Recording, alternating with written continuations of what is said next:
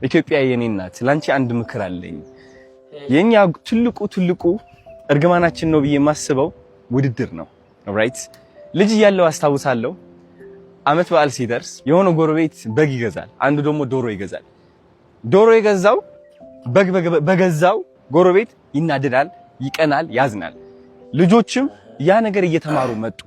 እነዚህ ልጆች ከዛ ምን አጋጠማቸው ኢቭን ውጭ ሀገር ቢሄዱም ራሳቸው ከሌላ ሰው ጋር ማወዳደር ባህላቸው ሆነ ባህላቸው ሆነ ያ ሰው ከኔ በቁንጅና ይበልጣል ያ ሰው በገንዘብ ይበልጣል ያ ሰው በዚህ ይበልጣል እያልን ራሳችን እያስተናነስን እንኖራለን ትልቁ አሁን የሚጎዳንኛ ደግሞ በብሔር በሃይማኖት ስንወዳደር ነው አያችሁ ማናቀው አንድ ምን ስተው ነገር ምንድነው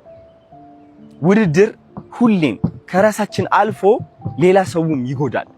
ተረዳችሁኝ ውድድር እኛን የሚያጠፋን ነው በቃ በግልጽ ሆኜ ልንገራችሁ ዋው እውነት ነው ይሄ ነገር እውነት ነው ይሄ ያለው